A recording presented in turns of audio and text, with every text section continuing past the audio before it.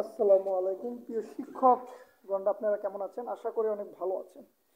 আমি হাজির হয়ে গেলাম শাহিন শিকদার আপনাদের সামনে। ইএফটি নিয়ে কিছু কথা বলবো আপনাদের সামনে। চলুন শুরু করা যাক। এমপি ইএফটি নিয়ে কিছু কথা। 1 জানুয়ারি 2025 থেকে মাধ্যমিক ও উচ্চ মাধ্যমিক শিক্ষা অধিদপ্তরের শিক্ষা প্রতিষ্ঠানে এমপিওভুক্ত সকল শিক্ষক কর্মচারী এমপিও এর অর্থ ইএফটির মাধ্যমে প্রদান শুরু হয়েছে। যেই সকল এমপিওভুক্ত শিক্ষক কর্মচারী এমপিও শিটে নামের বানান জন্ম তারিখের সাথে তার এনআইডি নামের বানান ও জন্ম তারিখে হুবহু মিলে গেছে বা মিল আছে এবং ব্যাংকের হিসেবে তথ্য সঠিক আছে, তারা ইতিমধ্যে ইএফটির মাধ্যমে প্রেরণ অর্থ প্রেরণ করা হয়েছে। মানে জানুয়ারি মাসের বেতন আপনারা, ডিসেম্বরের মাসের বেতন আপনারা জানুয়ারি মাসের 1 তারিখে পেয়ে গেছেন।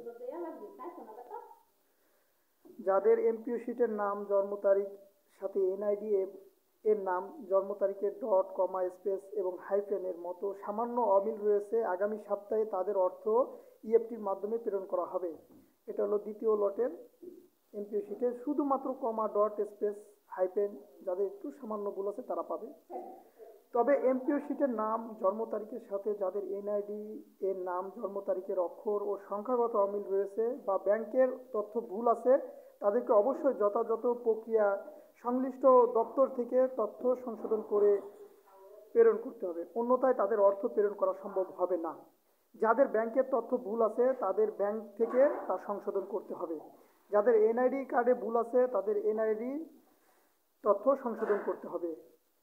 আর যাদের এমপিও শিটে ভুল আছে তাদের এমপিও শিটে সংশোধন করতে হবে। এই সংশোধন করার জন্য কি করতে হবে? এনআইডি সংশোধনের জন্য নির্বাচন কমিশন অফিসের অনলাইন মাধ্যমে আবেদন করে নির্বাচন কমিশনের সাথে যোগাযোগ করতে হবে, নির্বাচন কমিশন অফিসে যোগাযোগ করতে হবে। আর এমপিও শিটের জন্য অনলাইনে আবেদন করে অধিদপ্তরে বা শিক্ষা মন্ত্রণালয়ে যোগাযোগ করতে হবে। আর ব্যাংকে যাদের ভুল আছে ব্যাংকের তথ্য সংশোধন করার জন্য ব্যাংকে গেলেই আপনি তথ্যগুলো আপনার সমাধান করতে পারবেন। আরও কিছু তথ্য এখানে আছে, এটা আপনারা একটু পড়ে নেবেন। সর্বশেষ কথাটা হলো এমপিও এর তথ্য ইএফটিতে পেতে হলে এমপিও শিটের নামের জন্ম তারিখের সাথে এনআইডি নাম ও জন্ম তারিখের শতভাগ মিল থাকতে হবে, সেই সাথে ব্যাংকের তথ্য সঠিক থাকতে হবে, তাহলেই আপনারা আপনাদের বিল পাবেন ইএফটির মাধ্যমে। আর না হলে সংশোধন করে নিতে হবে। আর অনেকে আমাকে প্রশ্ন করছেন মাদ্রাসার ইএফটি কবে চালু হবে।